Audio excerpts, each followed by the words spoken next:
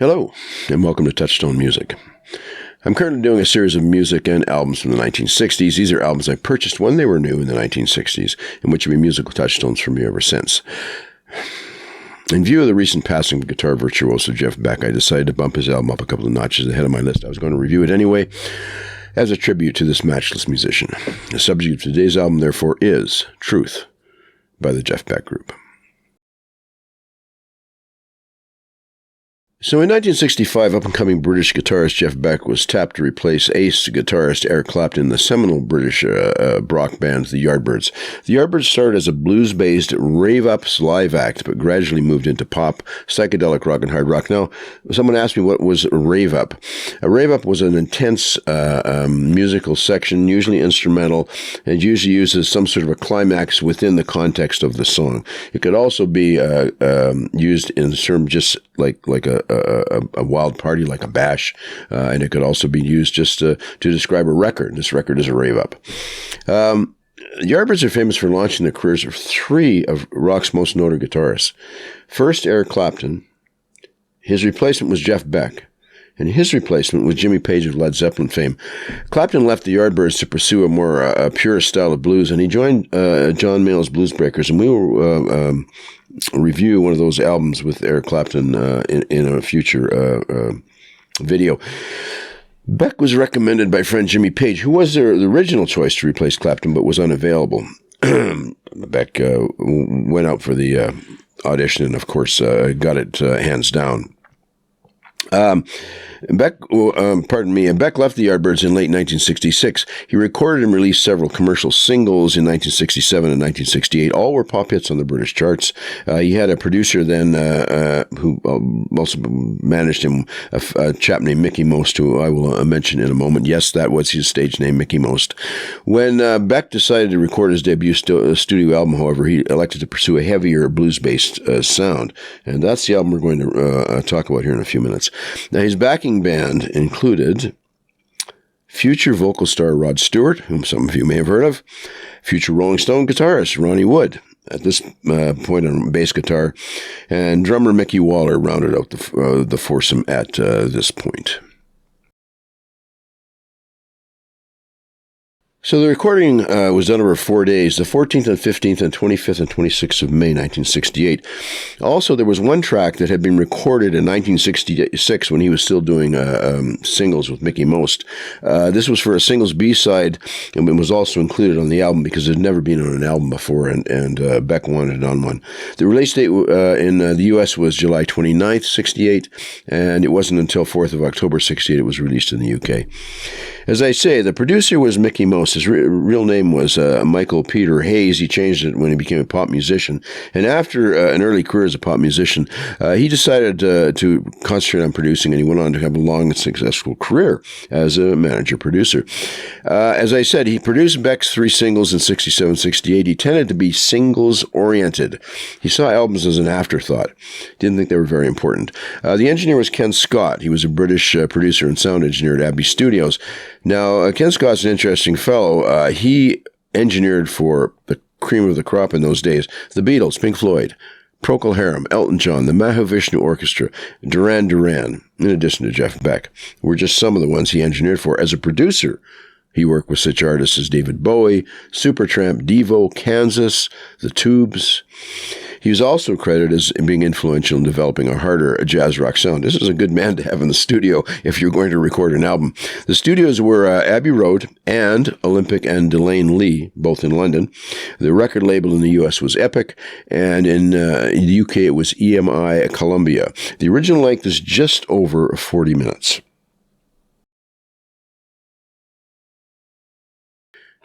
So this is where I usually talk about the title and how they came up with the name. I researched and researched this, folks. I cannot find any info on how they came up with it. I love the title. My right brain tells me it has something to do with here's the real truth about the music or something like that. I'm really not sure how they came up with it. But great title, but I haven't got a clue how they came up with it. Sorry. Better luck next time, I guess. So the album cover is a double exposure photo It's credited to Stephen Goldblatt. He was a South African-born British photographer and cinematographer. I think he's more famous for being a cinematographer. Subject is Beck's then-girlfriend, model Celia Hammond. I think it's Celia Hammond, but I'm not sure. Don't quote me on that. And that's about as much as I know about the album cover. I like the album cover. It's very stark and simple. It's basically black with this double exposure on it. And there's a picture of Beck on the back, and that's pretty well it. They kept it nice and simple, and I like simple, so I was happy with the album cover, but it wasn't one of the artistic renderings like we've looked at some of the other albums that we've reviewed, like Disraeli Gears and After Bathing at Baxter's, where you've got a sort of a artistic rendering of some kind. This is just a simple photograph, and it works well for this application. I purchased this album sometime in 1969. As I've mentioned before, I bought a lot of albums during that period. I'd heard the album at a friend's house, and I really wanted to add it to my collection. I considered it British blues rock at its best. Every young musician I knew poured over this album. We all drew inspiration from it. It really showed you the limitless possibilities of electric guitar. That said, it wouldn't be easy to emulate Beck's very quirky individualistic style of play, even at this early juncture in his long career. He'd already mastered what it was he was doing. Yes, he expanded his repertoire later, but what he was doing at that point, he was already a master of it. And so very difficult to note for note copy the guy. But as an inspiration, he was matchless. So, now, let's talk about the music. Side one, the first song is called Shapes of Things. This is a reworked Yardbirds hit. It's slowed down and, as I like to put it, heavified. One of the several virtuoso performances by Beck in this album. There's a nice change of tempo midway through the song, by the way, that kind of speeds it up, and some nice power chords in there. I really like this song. This is English blues pop rock at its best, in my opinion. The second song is called Let Me Love You. It's part of their then current live set. It showcases a call and response technique that Stewart, as the vocalist, and Beck as the guitarist, had been perfecting in their live shows between the vocals and the guitar, and that other bands were quick to copy, notably Led Zeppelin on their first album. Bear in mind that all these musicians knew each other, interacted with each other, they came to each other's recording sessions and listened in, and were also keeping an eye on what they were doing and getting ideas. Remember, there was no internet. Everything had to be done face-to-face. There's no way to otherwise. You couldn't even really do much live recording. So even if you went and saw a band, you had to remember what he did on stage, or they did, because you wouldn't be able to record it in any case. The third song. Now here's where this album starts to get. What word am I going to use? Strange. Morning Dew was a reworked cover version of Tim Rose's mid-'60s hit of a Bonnie Dobson folk song. And it's an odd choice for an album that's basically a heavy English blues rock album. Now, having said that, Beck shows he's already mastered the new wah-wah pedal effects pedal for electric guitar. Rod Stewart can sing anything and make it sound good. It's as simple as that. So what they do show in this is they can take any song, pretty well of any style or genre, and make it their song. And we're going to come back to this point because it's an important one with this band. Song 4 is another heavy cover version. It's called You Shook Me. This is an old-time Chicago blues classic by Willie Dixon. Beck pulls out the stops here. As he says, he likes to make rude sounds in his electric guitar, and he makes them on this one. And then we come to song 5, the last song on the first side. Now we have another strange choice for a heavy English blues rock album. It's called Old Man River. It was written in 1927 for the musical Showboat by Oscar Hammerstein II and Jerome Kern. This is a standard that's been around forever. It's a strange addition to a basically heavy blues rock album. It proves, however, that Rod Stewart could sing anything and make it sound interesting. Extra musicians on this track also. John Paul Jones, future Led Zeppelin bassist and keyboardist, is playing Hammond organ on this, if you listen. Keith Moon, the drummer for The Who, is on timpani. As I said before, these musicians were always hanging out with each other, coming to each other's recording sessions, helping out where they could. If their contract wouldn't let them be on, they'd make up a name so they could get around the contract so they could play on a cut that they wanted to play on. Meanwhile, Jeff Beck is playing bass guitar on this track. So, interesting track. But again, here's a second song that you think, what is it doing on this album? And we're going to come back to this when we get to side 2. So, side 2 of the vinyl recording starts with a song called Greensleeves. Now, had I been producing this album, and thank God I wasn't for all our sakes, Greensleeves wouldn't have been my choice to start off side 2. I'd wanted something a little more punching, a little more up-tempo. Greensleeves is, for those of you who perhaps don't know, a traditional English ballad. I did some research on it. It seems to have developed from some 15th century English folk song. The tune, as it is now, is actually for the classic Christmas carol, What Child Is This? So the tune for the song, and here it's played as an instrumental on an acoustic guitar, borrowed from producer Mickey Most, according to Jeff Beck, who assures us it's the same type as Elvis used. The song was admittedly a last-minute filler for the album. Why they put it as the first song on side 2, I have no idea, but there it is. The next song is called Rock My Plimsoll, and Plimsoll is spelled Plimsoul. I wondered about that. I did a little more research. Presumably, it's a play on the word plimsoll. A plimsoll, spelled S-O-L-L, is a rubber-soled cloth shoe. In other words, it's a sneaker. So what am I to make of this? You're stepping all over my soul. I'm really not sure. Maybe there's no meaning to it. Maybe it's just a funny play, pun on words. But anyway, that's about as much as my... if anybody knows, and let us know in the comments if there's any more information we need about this song. It was first recorded by Beck with Mickey Most when they were recording singles. This is a different recording, of course. Credited on the album to Beck and Stewart. There's only 3 songs in this album that are credited to the band. The rest are covers. Rock and Roll Hall of Famer Ainley Dunbar is uncredited on drums. Now, Dunbar, was briefly a drummer for the group before Mickey Waller stepped in. And I'm thinking, here's how the band might have sounded with Dunbar as their drummer. Interesting. The next song is called Beck's Bolero. Now, this is Beck's version of French composer Maurice Ravel's orchestral piece, Bolero, written in 1928. You can actually find this on YouTube. You can find orchestras performing this if you're interested in the original. This is a great song.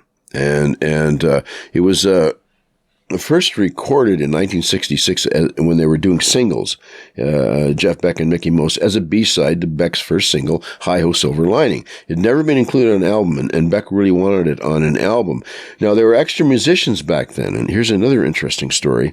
The musicians included Jimmy Page, from Led Zeppelin, future Led Zeppelin alumni, on 12-string guitar, Keith Moon from The Who on drums, John Paul Jones, bass player and organist for the future Led Zeppelin, on bass, and Nicky Hopkins, the ace session pianist, on piano. Nicky Hopkins would later join the Jeff Beck group for their second album and tour.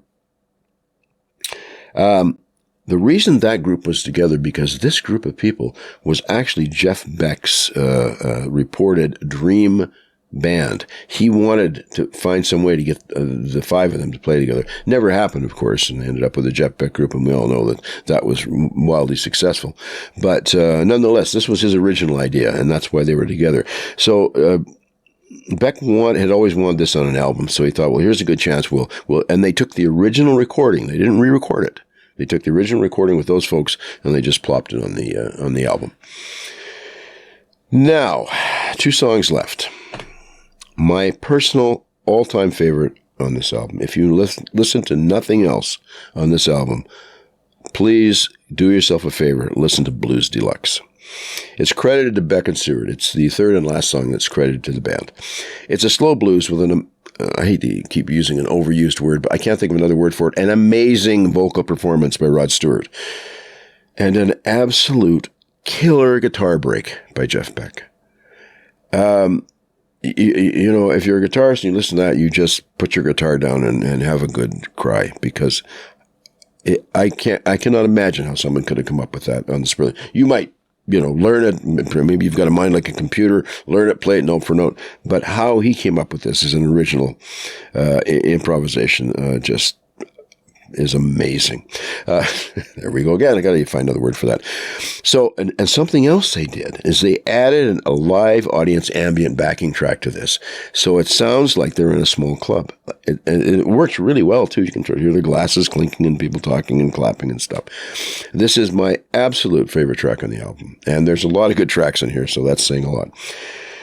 Now, the song, or the side two ends on an up-tempo note with "I Ain't Superstitious." This is another superb reworking by the band of a classic song. In this case, a Howlin' Wolf tune called "Ain't Superstitious." Beck said it was an excuse to be flash, in other words, show off on guitar. And there's a great example of how he had absolutely mastered the wah-wah pedal at this early stage. Jeff Beck, Eric Clapton, Jimmy Page.